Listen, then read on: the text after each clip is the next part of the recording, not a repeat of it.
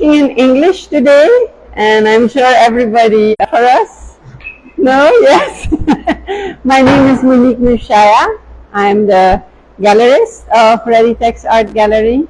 I am the managing director of Readytex and Fay, which is the entire business to whom Readytex Art Gallery graciously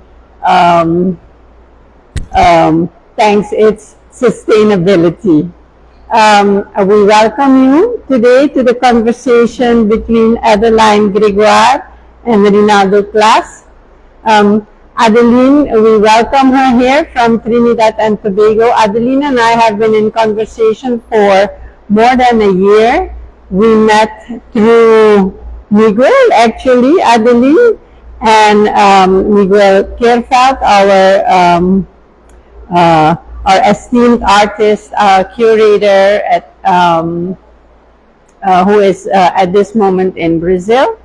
And we continued the conversation. Adeline came to Suriname on her way to Mana in French Guiana last year, and the connection was very edifying. And this year we are increasing on our collaboration because she will write an overview on this exhibition, which will be extended on her own platforms, which are Hudson CCA, and she's also co-founder of and director of a magazine called Culture Go.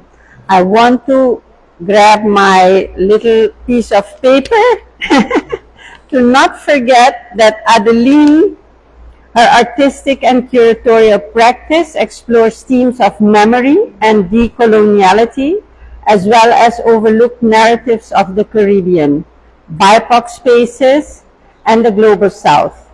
Her most recent work investigates the idea of landscape accumulations, or the ways in which the land and its stories and histories continue to inform and shape the individual and the collective experience.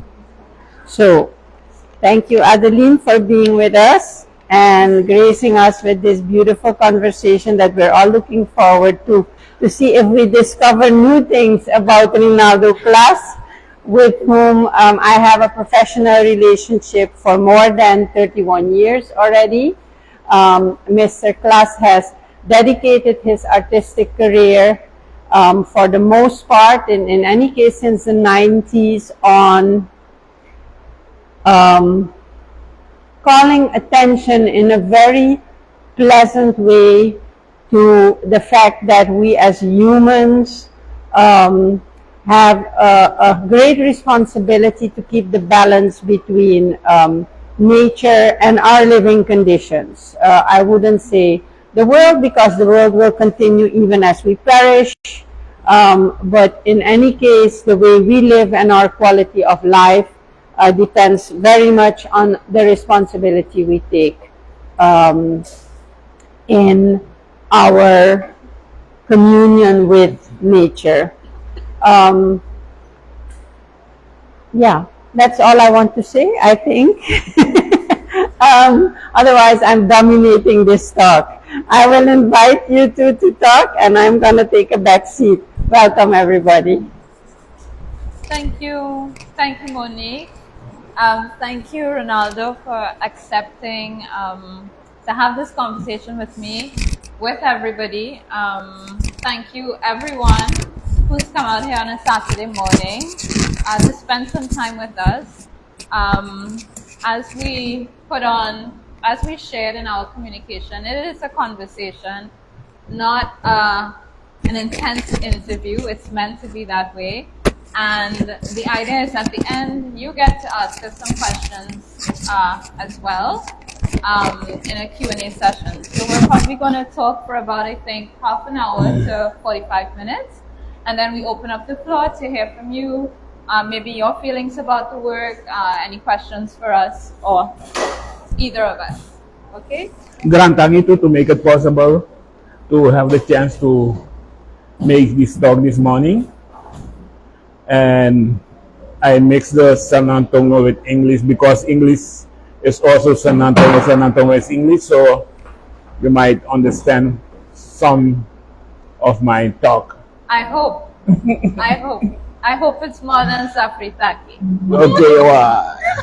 I hope. Well. Your voices are soft, so hopefully this works. Otherwise, pick it Well, up. Yeah. well, let's just, in that case, we just share them so that we don't have to scream. So, thank you, Monique.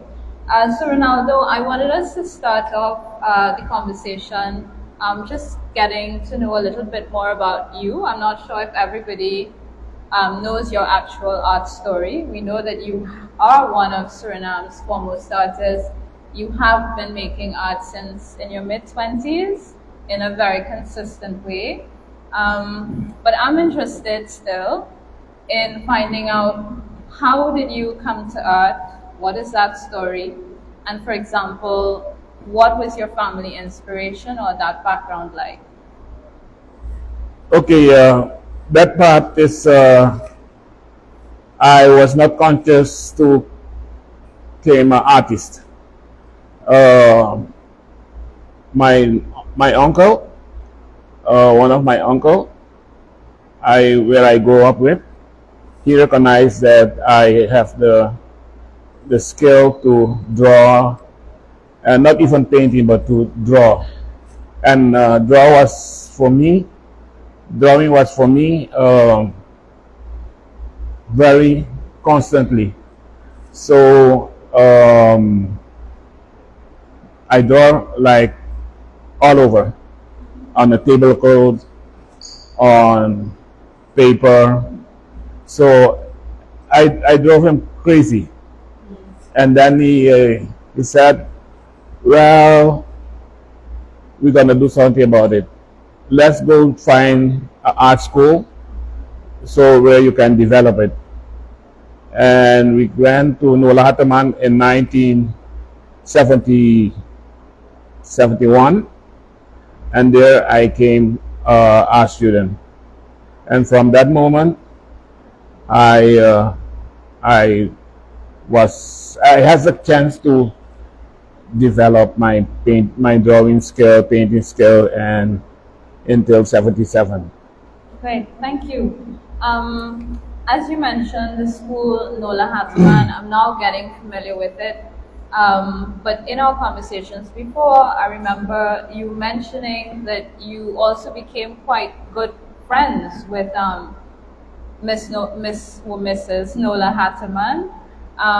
Was she a big influence in your work, and how would you say, do you have other influences, for example, in the artist community or even people around who shaped that desire to become an artist?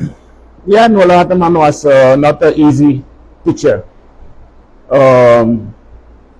Like if you draw a butter, let's say a parbo butter, everybody recognizes a parbo butter, not?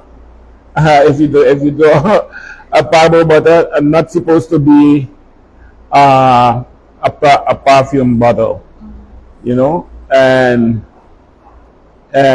she didn't like you to do like abstract painting. She said always you have to develop your basic skill, like the thing you draw, people have to recognize that it is a parbo bottle, or it is a wine bottle, or it is Kenneth. You don't draw Kenneth and it look like Brantley, another friend. You know, so I have to look up that. you know, and she said always,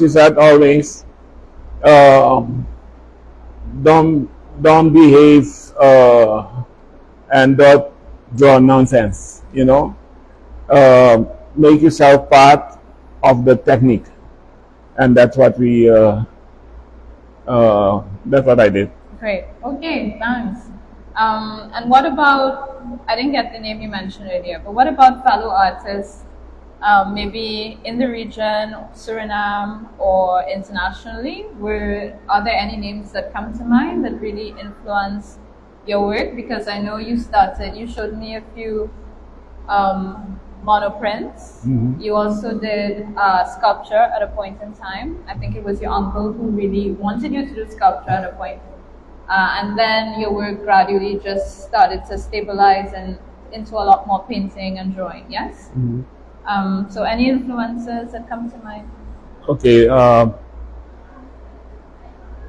First, when I start with my drawing at the art school, I was in the car mechanic.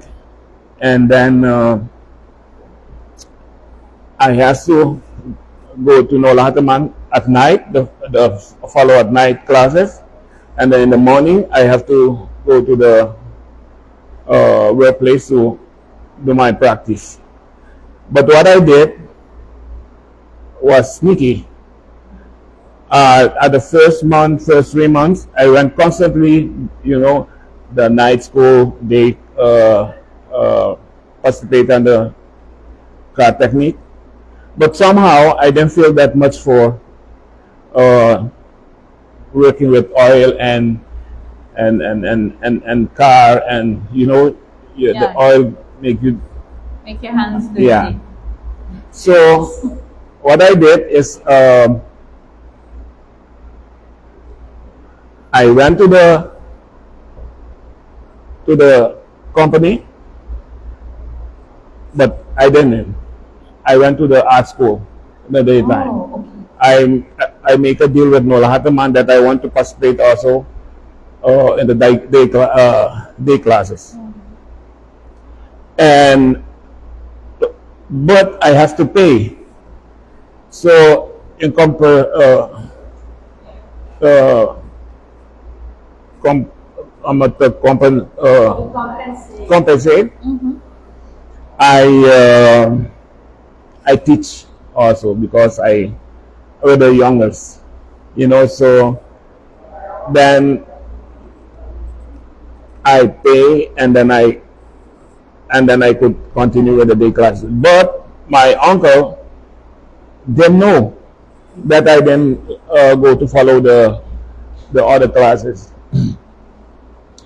And one day he got a letter from the company that we don't see Rinaldo, what happened? And then he recognized that I did go for Yeah. the, And what was that reaction like? And then he said, okay, it's fine.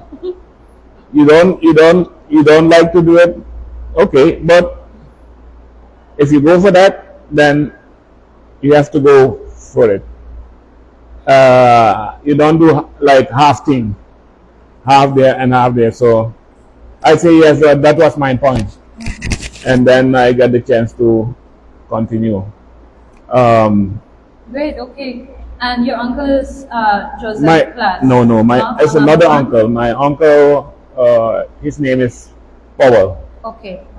And he used to live in Holland for in the year 60. Okay. And then somehow he didn't wanted to live more in the Netherlands, so he came to Suriname. And in that same year, 75, before the independence, my father went to Holland. And I grew up with my father most of the time because my mother was in Mongo. Okay. I born in Mongo. Yes. And my father asked me, because I go to Netherlands. And then he said, okay, I will negotiate with your nephew, my uncle. It's a nephew that and then he said, okay, it's possible. But at that age, you continued making art. and then yes, I he continued supported. making art, and he supported me. And one of the thing is that you never say no. Everything is possible. That was he was learning me, right? If I have to go to get a pack cigarette, I just go up across the road and came back that I can find a cigarette. You say no, that is not. It's But not unacceptable. you have to come with a cigarette also to do what I do today. Yeah, that was actually my last question. Because I feel as though you have this undisputed motivation to continue painting, and it's a long time. I mean, to continue painting, and like every country has its struggles politically taken into your practice throughout the years. Yes, I think it's more focus on what you're doing. I don't focus on something that I cannot change. I focus on something that I can create and I can make other people happy with, and also they learn something about what I'm doing. Yeah, great. Well, that brings us right into the work.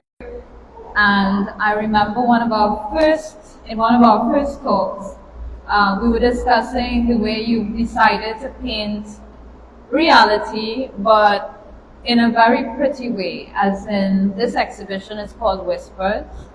But while it's a nice soft term, you actually told me, like the message is very intense. And I mean, it's not only a Suriname issue, this is a global problem.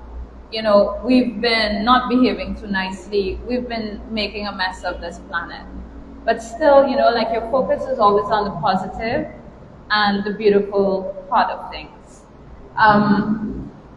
So I wanted us to zone in a little bit about that. What is the role, for example, what's the difference for you in painting dramatic events and catastrophic events, but painting them in a beautiful way? How do you feel about that?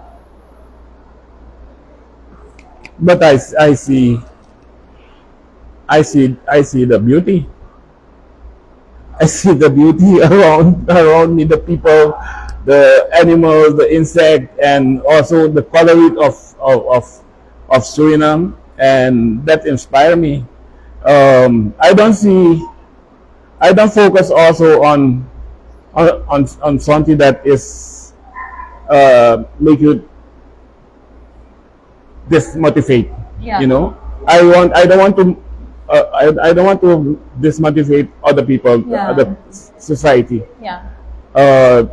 When you look at the painting, there's a message in it, but you look at the beauty in it, but also in the beauty, there's a message behind it.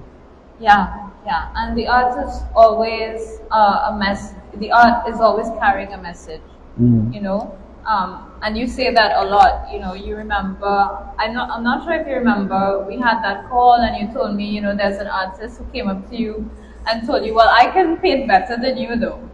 And you said, well, okay, but in that case, help me with the message.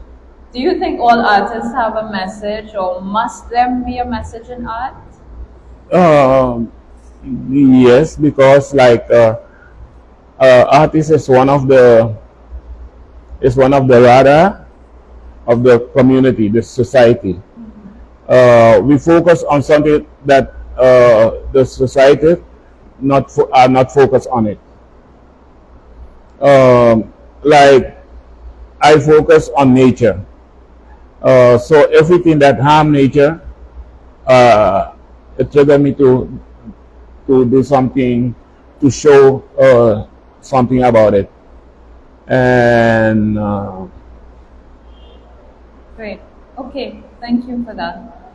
And so one of the messages that has really stood out for me in this work, in addition to how much more careful we need to be with our environment, is actually the need for us to reestablish a connection, a real connection. It seems as though like everybody says that, but what do you think? Do you think that we have lost this connection, and when did it happen, or how? Do you have any perspectives on that? For sure, we lost the connection. Uh-huh. And if we focus on ourselves,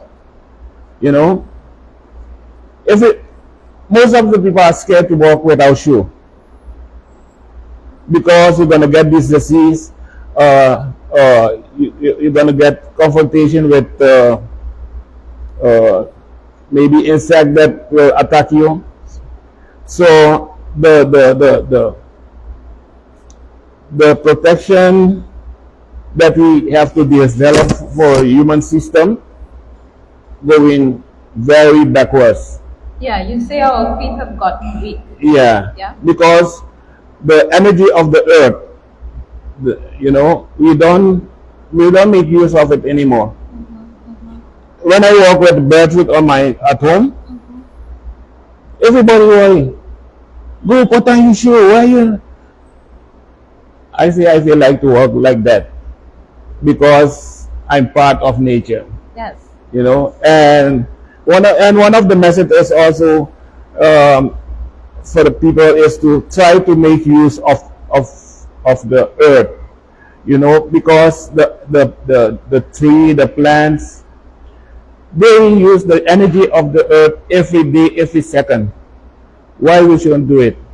You know? Absolutely. And, you know, I feel as though on the question of connection, as you're saying, this connection to the Earth's energy and the magnetic fields and all of these things, you know, these are things that our ancestors knew. There was a knowing and a profound understanding. There was no science. Well, there was their science and their knowledge. But we are only now getting these things printed in books and recent research. And I mean now in recent human history. And then it makes sense. But however, you know, like these are part of the indigenous framework, the Amerindian framework. We have the studies and the research to show that the earth has a magnetic pull, and you know these same elements, these same components, and the composition of the earth, it's found in us and it's found in animals as well, which sort of always like guide us back wherever that is, wherever is home, but it guides us back and sort of keeps us literally grounded. You reminded me that animals don't wear shoes. Yeah. So I think, I mean, there's a lot of humor in it, but it's the truth. You know, in our search to reconnect and become closer to nature, because the whisper is that getting closer, maybe we should, you know, just start thinking about what are these layers that we can take off, what are these layers that we can shed and get rid of, just to get closer to nature. Another one of the recurring themes, Rinaldo, is the Amerindian framework of things, the knowledge of the ancestors, and the West African principle of Sankofa, of going back and getting it. What do you think we've lost, and what do we need to go and get back? What we have lost is recognizable. It is recognizable.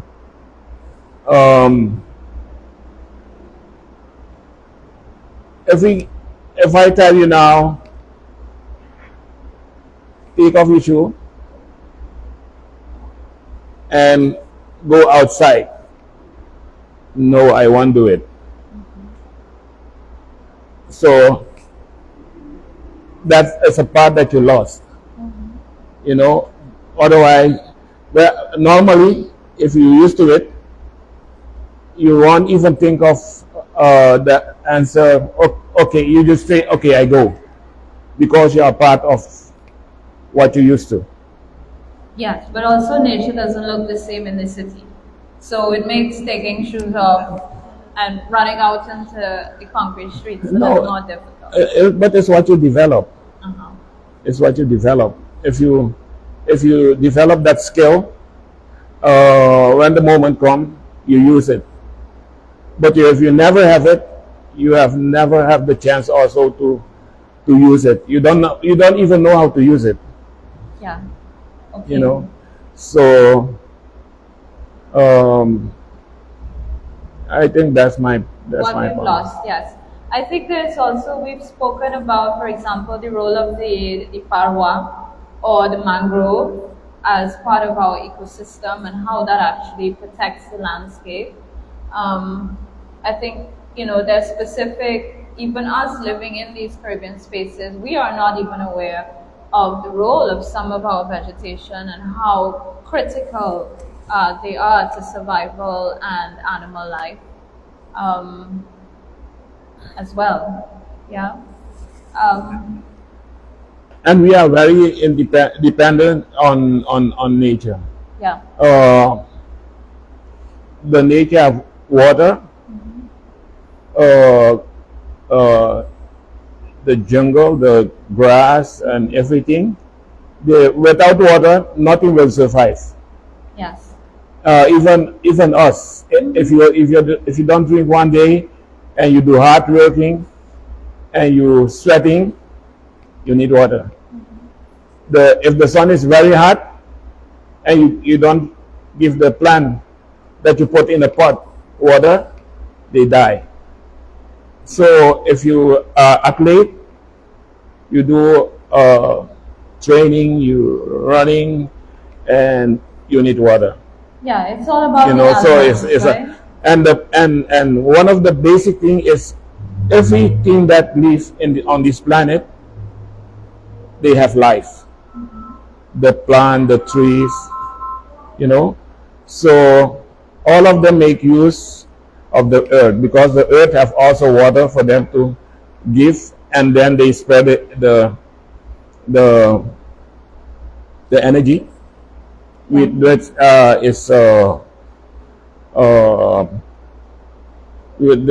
we can use to inhale. Great, thank you. This work, Procopondo, I haven't seen the actual spaces yet, but I've been reading about it. It is one of these pieces that sort of reminds us of how much nature continues to grow, or will try its best to push through, despite the ravages of man and everything that we're doing in a very extractive and exploitative way. I think what we're seeing, and specifically, for example, in Suriname, the gold mining industry is not something new.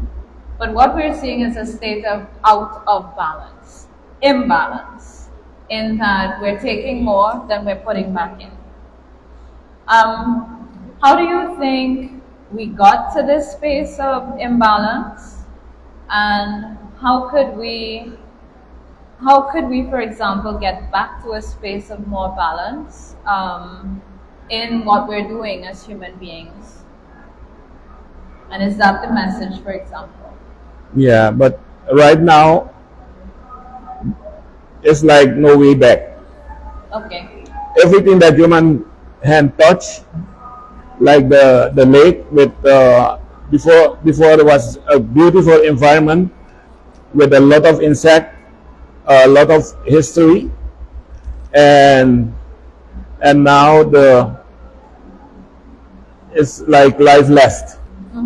Lifeless. Because human hand was there, and this exchange of we like to have electricity, Yeah. and so we offer part of nature, of the environment, to get the electricity. If you get home, like you used to a freeze, you use a condition, and nothing is working, you are panic. But that's part of is part of what we grow up with. Our ancestors, they didn't have such a thing, and because if somebody was ill, there was a way of surviving. We know the herbs that we have to use. We know how to deal with the water. When the people look at your tongue, they know, oh, you need these herbs to drink. They look at your eye, oh, you have bad eye. The herbs they used to drop in your eyes. But also, there's also modern disease that develop because of our modern life, you know, and Is and our modern life one of the reasons for the whatever. Yes, imbalance? of course, yes, yes, yes. If you don't, if your food don't, if your food doesn't have salt, you won't eat it, you know. And before, the people before they develop the life without many salt, and every like every food, vegetables, earth food have its own flavor, you know. But we have all these we develop all these ingredients to make food tasteful, you know. Great. Okay. Thank you, Ronaldo. The other part of that first question was, what do you think we can do to be a little more balanced in our approach with nature? I think more people have to be more people have to develop the mindset to look at better in nature, what nature have to offer. And but instead of that, we leave the planet Earth and go in the sky, the moon. Yes, we want more. We want more. We want more. Well, we don't even use all the possibility what we have here on Earth to make a better place. Yes. So what we have to do is concentrate more on what we have on Earth. Yes, and the fact that it's not, Yeah. these things can run out, and there's also Yeah. something called a life cycle. Yeah. Maybe that we have forgotten as well, that we need to give the land time to replenish itself. We need to, if we take a tree, if we cut down a tree, we need to, for example, go back and plant one. But we have to also educate the children, because generation come, generation go. But if the generation never have the thought and the education to look around them, what is nature have to offer, you know, then they develop also their own situation, their own being. Yes. Yeah, I agree with you. Absolutely. You know, art education and social awareness, environmental awareness, like these are things that we should know, because at the end, the earth obviously is our home, but where we are the only animal or the only form of life that continues to destroy our home, while we think it's going to be okay. Yeah, but the problem is much bigger than that. Yes. Because even children that have to grow with certain basic from the parents, they don't have they don't have the chance, because the parent at early age they got children, Yeah. you know. So what you have to offer, Again, the life cycle. you know? So Interesting. Thank you for that, Ronaldo. The last question, then we open up the floor, more just to hear your thoughts. I think what I love the most, and what is present for me in every single piece, is this notion of interconnectedness. Whether it's in your technique, the way the imagery is actually overlapping every time.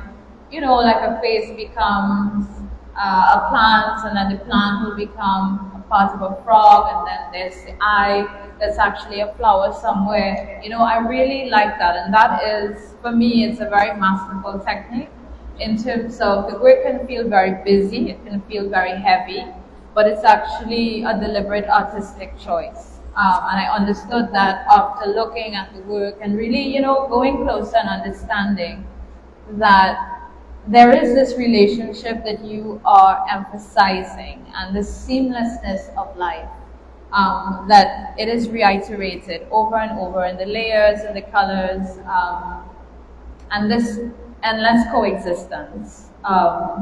So can you just tell us maybe we can talk about it through maybe the few pieces that you think you really went in deliberately with that idea of connection. And for example, what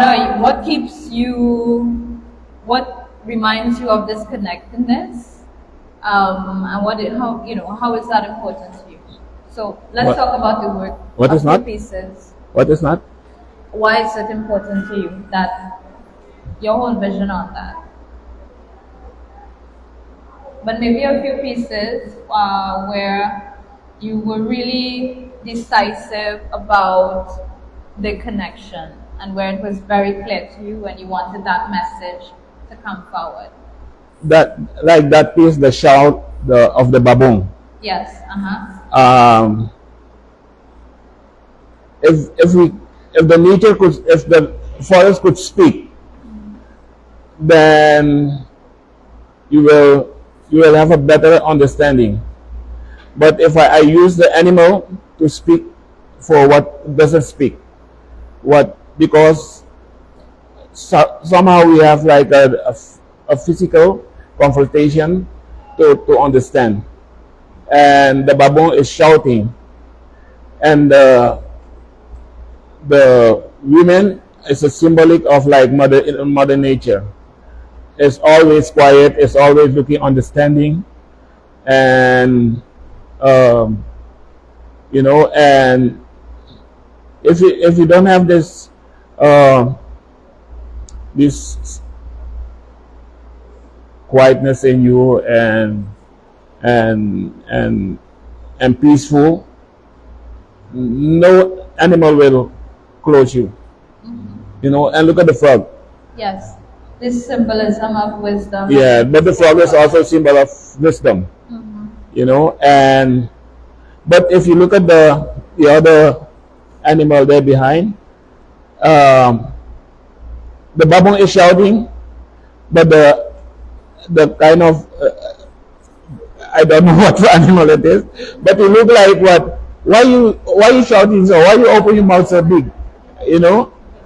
But it's shouting for protection. Yeah.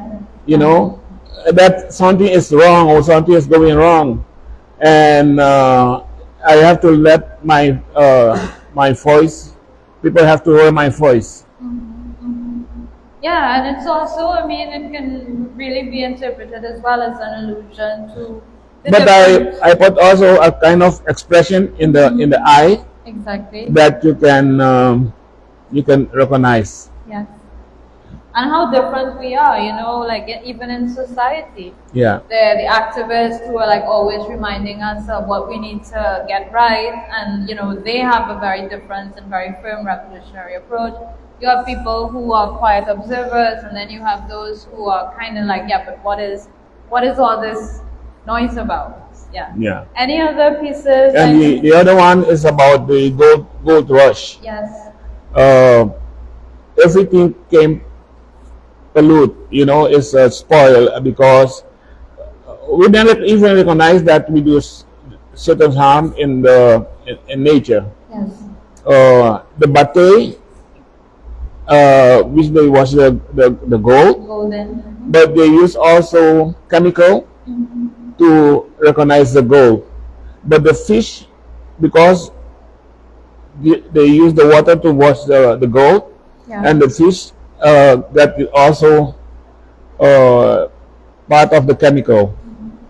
But we have to eat the fish also, and we poison ourselves. But not that alone. I have like a butterfly in it, and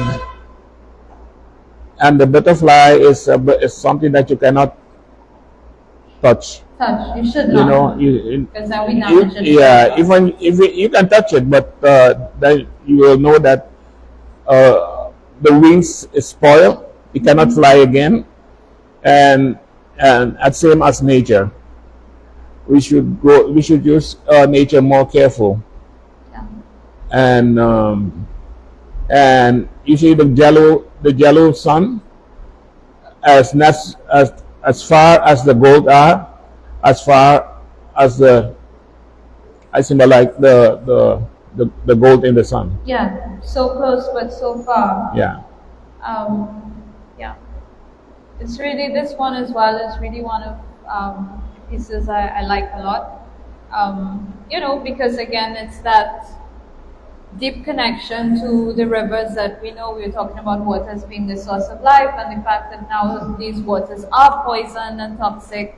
We have birth defects. We're seeing, a lack of supply of, fishes, for example. But as a young boy, my inspired for nature is also my father was also somebody that go for nature, Yeah.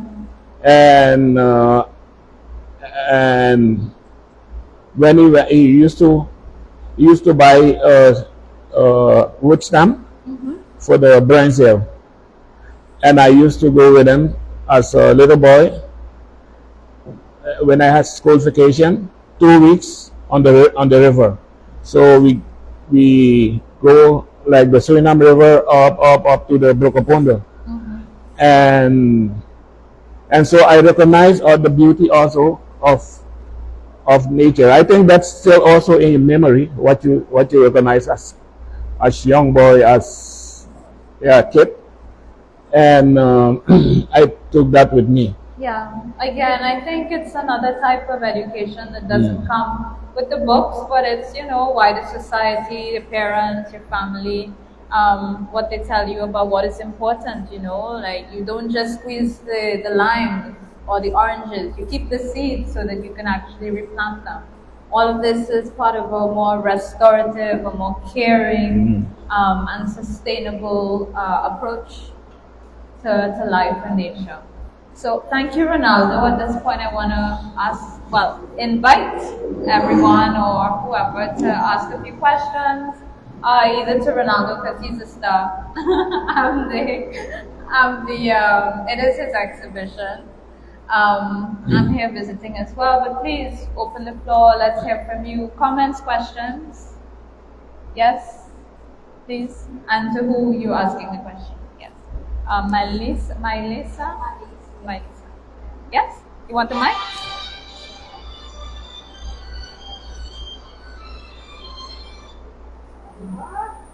Or maybe you want to speak a little louder, or up to you. Hello everyone. I'm Adeline Gregoire. I'm also an upcoming artist, and I'm a big fan of Rinaldo Klas. And he is one of the biggest artists of Suriname. He's a living legend among us. So my question to you is Mr. Klas. We are not so friendly with nature because there are people that are still destroying the nature. They are destroying the nature, and art in Suriname is also not valued enough. So what is your advice to people who are destroying the nature and who doesn't value art that much? Because art is very important for society, for our country. So what is your advice? What is the advice then? If I ask the possibility, they will stop now.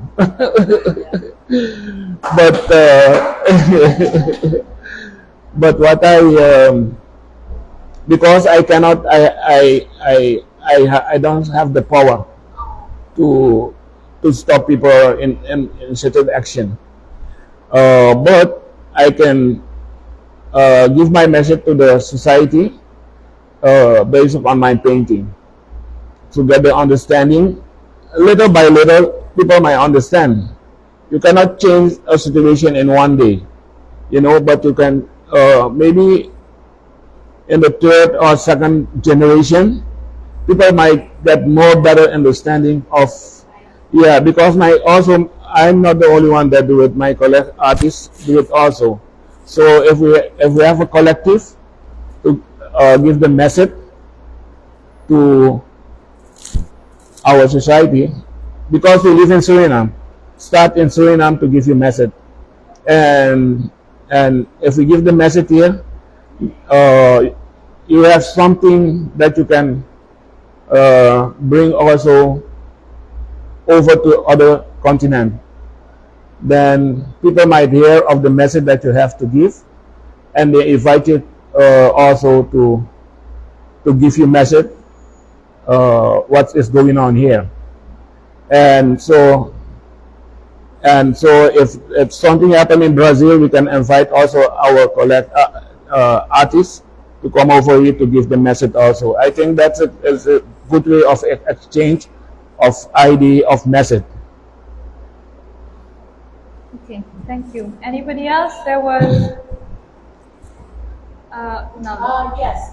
I would like to ask, more than 40 years as an artist, when you began and where you are now, how do you see that your art is different? How has it developed according to your own perception? I develop a language of explain what I wanted to show. In the early stage, I was busy with edifying, but it's also social economic. But if I compare my work with, let's say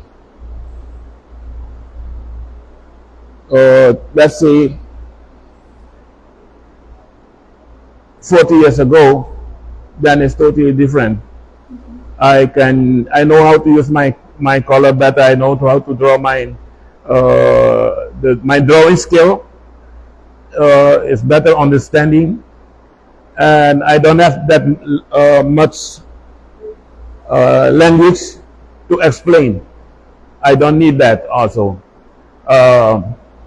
I know that and that is what I need to show you what I want to say with my painting. Okay, thank you. Anybody else? Yes?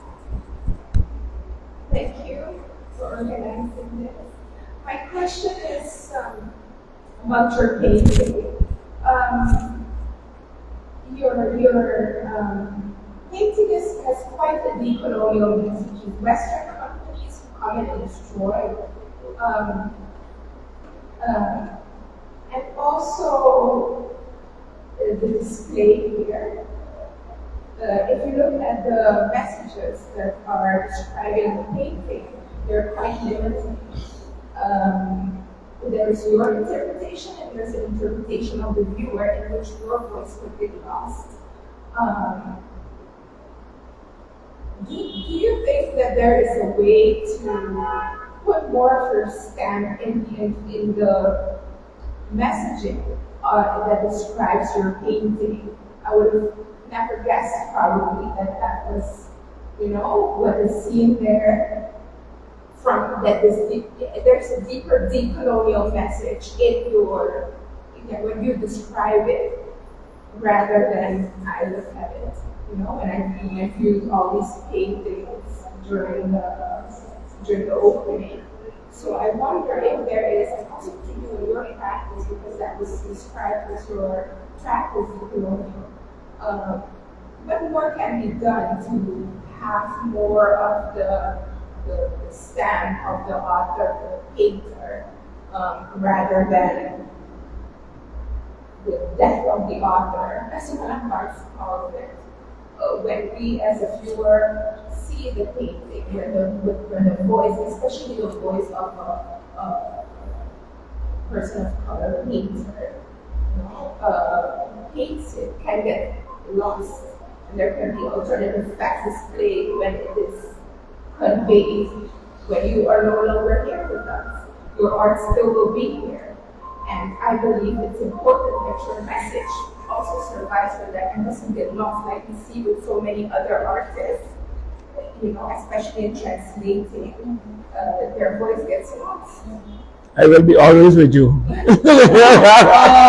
Rinaldo. But you won't see me, but I will be always around. And No, but I know. Yes, you're gonna answer really. Mm. You, You answer. I go first? Yeah. You sure? Yes. So I'd like, that's first of all a very, very important remark and observation.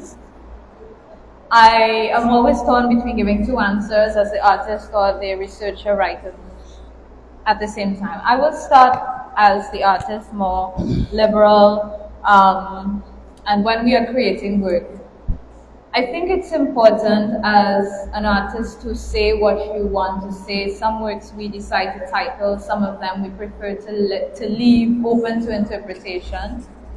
I think this is also the beauty of art, in that we create a universe, we create elements, we create a language. But the joy of being an artist is allowing anyone who wants to stay in front of your painting to hold that conversation with you through your work, through what you have created.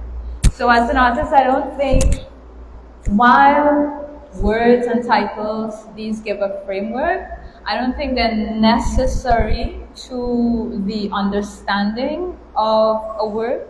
Definitely to understand the message in its broader context and for posteriority and longevity, absolutely. That is a very important point, to have the documentation. But I also love the fact that as a work, artist energy, we tell who an artist is by his or her paintings or makings, what we make. We have a very clear idea of what is important to an artist, what they're thinking, what is their obsession. And I think that work can speak for itself, especially when we're in the realm of the figurative and realistic.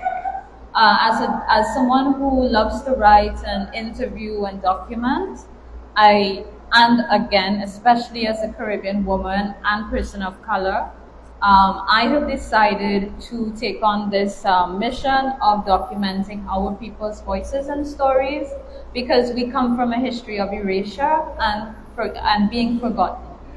And so it is important through cataloging, archiving, writing, and this is why a great part of me being here is because of Monique's understanding of how necessary it is to have writers and curators and people who like to research and like to talk a lot about art and write about it. It is important for us to put that on paper, because this is the only thing that really remains and stands the test of time. Digitally written books, as much as we can catalog and write about artists and keep a ledger, keep an archive of what we've done, what we've been thinking, Black thought, Caribbean thought, Global South thought, the things that are important. I believe that is important, and I hope this answers your question. And what can we do more? I just think, even as someone who visits a show, we have an amazing thing called social media, and we all have websites and access to Google things where we can pen our thoughts. I think it's important for us to document our own experience of these shows and the things we do as people of color and people of the Global South. We go to exhibitions as well, and we have something to say, and we have thoughts, and we are moved by this art, whether we really like it, whether it doesn't resonate, but why, and I think it's important for us to journal and keep a track of what we're thinking and what we've been seeing and what constitutes our world. Kitling? Rinaldo, you want to add anything? If you look at this painting, it's different than the other, but it has the same story. The dragon encounter with Mama Sanang. The different group that came here in Suriname, we never know about the dragon. We didn't have dragon. But the different ethnic groups that came bring their culture also with them. And we accept as nation each other culture. And and we can express ourselves also with other culture. That's what we talk about also the alaconere. I'm not Chinese, but because I like the culture, and the culture that came in also established as a Surinamese culture, you know. So you cannot look at it away because it's part of you also. Yeah, I agree. And just, the last thing, an image as a photograph says something totally different based on what we've seen in our own life, right? So I think that's that's the aim. Kidley? I'd like to thank you, Adeline, for seeing us in the broader, broader scope, in considering India. I also thank you for making the connection, and I thank Rinaldo for putting up this exhibition. I like to encourage this young lady and the other one to have interest in art, and especially art that is connected to nature. I want to encourage you because I'm also quite wrong in this art. And we have a federation, the federation still exists. But when we start with the Federation of Visual Artists in Suriname, we have a lot of projects on art and environment. Mr. Rinaldo Klas has been the chairman for quite some years, and I have been longer secretary. But we had a lot of projects on art and affairs area, but not to disencourage you. I will tell you some of the experience I had. But despite of this disadvantages, I like to encourage the young artists to continue the work and to bundle all the people to continue with the subject of art and environment. But I will tell you some disadvantages. We had a lot of projects and they were founded by the UNESCO, by the Tokyo Forum of the IDP, by the embassy, the British embassy in Suriname, and we did some projects. And we went to all schools, secondary school, the junior high school, and we had this project, and we talked about environment, and the children had made artwork. But when we went to one school, for instance, we showed videos of the environment and that awareness of the environment. But after the children left the room where we had to do all kinds of new films, all their package of the snack packages. Drop them on the floor. So we have to say, hey, what are you doing? the same with we had this project on the environment, we made the drawings. When we went to our lodges, you could see the whole way of walking path with snacks, packages of snacks. So this is this is there.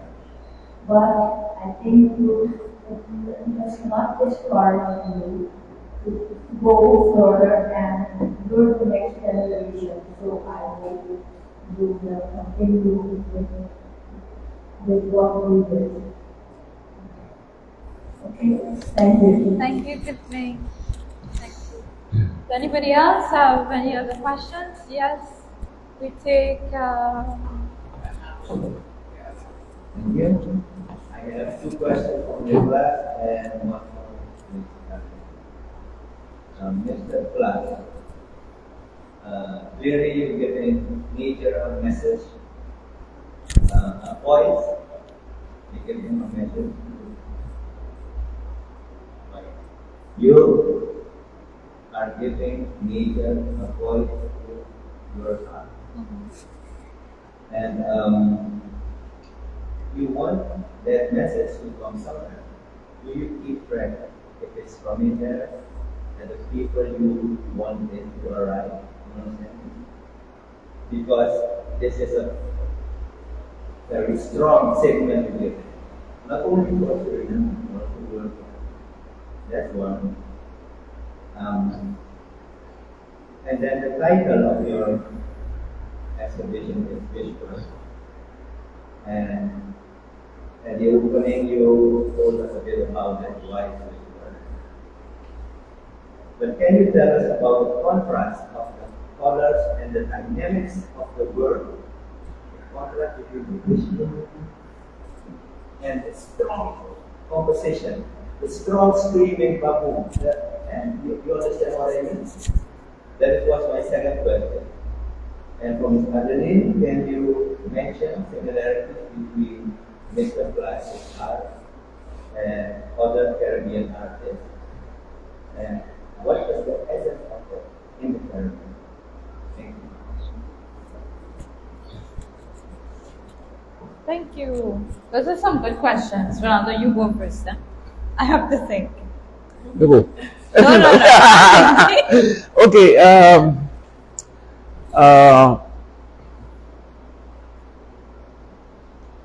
I listen to nature. Whisper is nature. Whisper all the time to each one of us, one to one. And if it's one to one, you have a better understanding. If it's a collective, then the understanding might mix up. So the concentration of somebody is whispering something to you is one to one, and that is a gift. And it's a gift also to understand nature better, because what the nature is whispering me as a person, I have a different understanding as each one of us, because it might you interpret it the way you understand, and I give back what I understand. We cannot decide for nature. Nature decides all the time for us. We make mistake. You know, nature doesn't make mistake.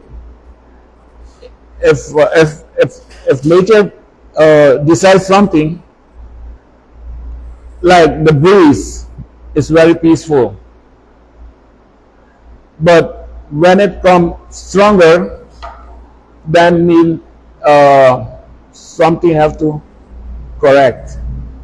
So nature purified something in our behavior. If we build let's say, a skirt to keep the breeze. We're not strong enough to develop something like that. As long as the nature, as the breeze is peaceful, you can make beautiful things to keep it the way you like to have it. But when the nature comes powerful, we see what happened with storm. The same breeze came in another context, and that is what we develop. Our houses, our environment. Nature say no. There's something is going wrong, but we don't understand and we don't try to listen what is going wrong. So nature decide for us, and that is not always nice for us. When the destruction comes, you have to start all over again. So what we doesn't even think about what was the mistake that nature behaved that way.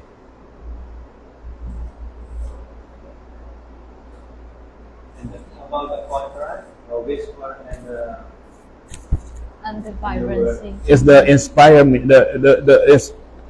Nature inspire me, and it gives me so much energy that I can express myself with color. And one painting, I cannot do it twice because the moment is different from the other moment, And the way I inspire for one painting is different from the other. But when I make a collection, then you can feel the energy.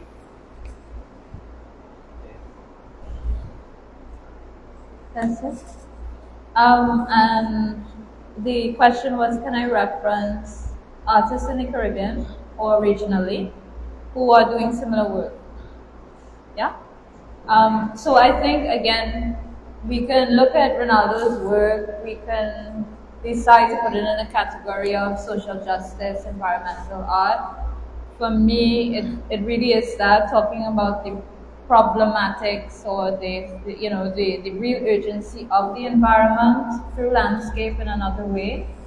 I think this sensitivity to our environment has been very present in the Caribbean for a very long time, starting with painters like Wilfredo Lam from Cuba in the 60s, 70s, his very famous piece, The Jungle. While we did not have the environmental catastrophe at the moment, I think there is an undisputed and undeniable connection to the land that happens here in the Caribbean and our diaspora. We are very connected, more than we actually are aware of, through our traditions and rituals, and this is just a constant source of inspiration for us. That proximity to nature, the forest, natural elements. In a very recent past, because I'm not that old, I don't have too much experience, but from, I would say, in a recent, what I call contemporary period, for me, the artists that I really look to are people like Onika Russell from Jamaica, who is documenting a feminine experience, but again, through the lens of the environment and showing that connection between womanhood and women's stories with nature. It's very visually appealing work. So there are difficult and delicate questions within that, but the environment is the big metaphor and source of inspiration. There are also people like Eleazar Ortiz and Juliana Arisa Volquez from the Dominican Republic. Eleazar is very much experimenting natural pigments. So again, this course being directly inspired from the land and using that stories of the land through sustainable pigments, but also who we were before, because the story of the Caribbean did not start with the colonial machine. It was a region that was inhabited and and that was fully a civilization before that. So he is really exploring those narratives of indigenous cultures and our relationship to our environment. Juliani again as well is about the Amerindian experience, and again, underrepresented stories of women in the Caribbean and the Caribbean diaspora. In terms of Trinidad, I'll end with Trinidad. Craig Yearwood is from Barbados. I'm not sure many of you are aware of what a hyper market that is driven by tourism, what that does to an island or a space. It means that we construct our spaces to accommodate tourists. That has environmental repercussions when we put up these huge hotels. So Craig Yearwood, for example, talks about destruction of the environment, but through that very specific tourist, that lens of how we damage our countries or how we are impacted by tourism and how the environment is impacted by that, by unmanaged and again, imbalanced tourism and that consumerist sort of approach. And then to end with Trinidad and Tobago, we have had a history, I would say, of painting very pretty landscapes. I think that speaks for itself in terms of our natural love for landscape and the environment. However, from a critical lens and where there's a message, Akuzuru is one of our foremost Akuzuru. She's a female artist. She's been making work for the past 30 years, contemporary work. Her work is very more textile and natural elements. So she forages, she takes things from the natural environment, whether it's recycled fabric, leaves, branches. And again, it really tells the story of the people who were here before, what we're doing to the environment, through these sculptures and installations that she does. She also works a lot with paper. That in itself, the choice of media as an artist tells a lot about our own sensitivity to that footprint that we're leaving. So that's her approach. And then, recently, one of the rising stars right now, he has been likewise working for the past 30 years, Che Lovelace, son of Earl Lovelace, a writer. One of his last exhibitions in Trinidad was called A Place, a Person. And that was really about, again, striking colors, very large pieces, but placing the environment first versus putting the human figure at the center. So his work is very much inspired by where he lives in Chagaramas, which is really very close to the ocean. So he really does seek his inspiration there and is telling the story of beautiful nature and how humans are dancing with or occupying nature. But it's a more sustainable and I guess a more transformative approach to a better relationship that we can have with our environment. Yes. Thank you. Anything else? Any other questions? Yes? And then we wrap up. I am very curious about your process. You mentioned that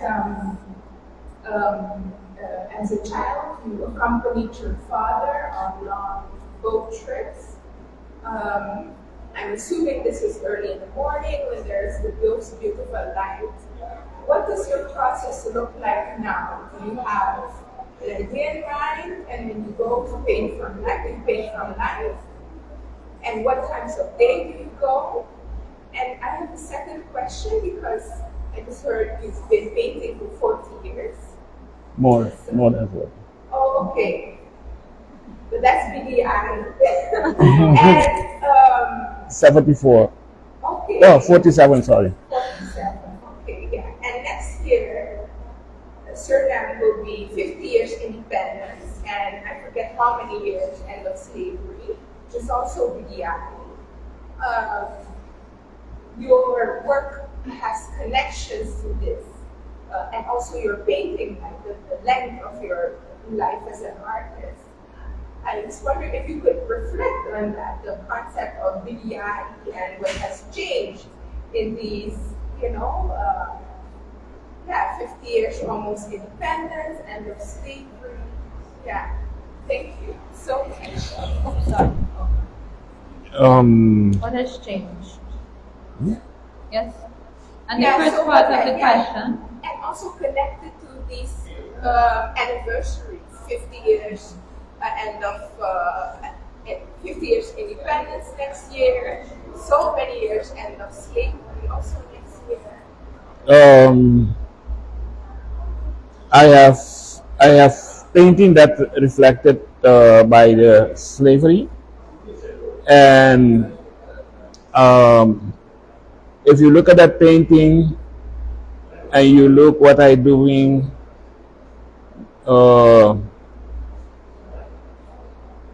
the last 47 years, then it have a connection.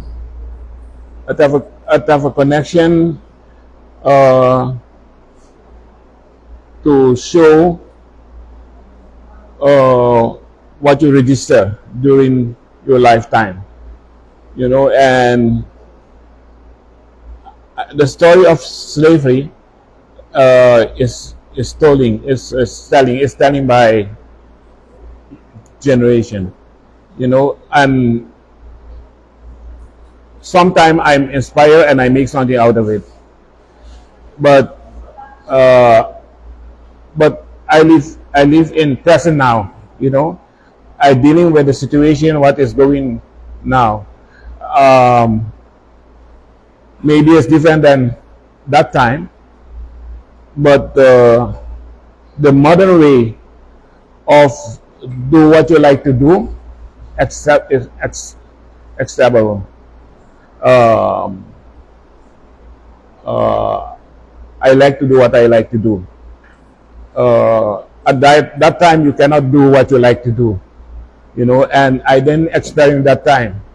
So I make 100% use of the time I live in, and sometimes you can reflect sankofa.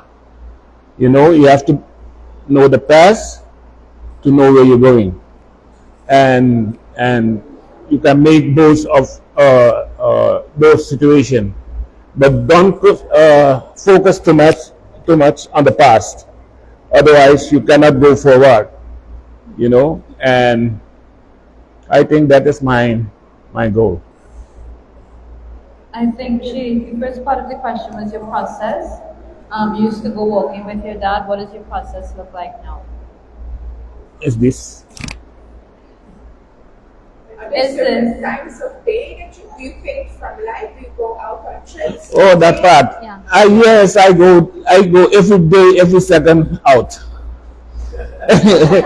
And I take by memory, because the best photograph, what you have with you, is what you see and take with you. Understanding what you see, and like your camera cannot tell you, oh, I like that. You can use your camera to show what you like, but what I take with me is more than the camera, because I can transform the situation that in another language.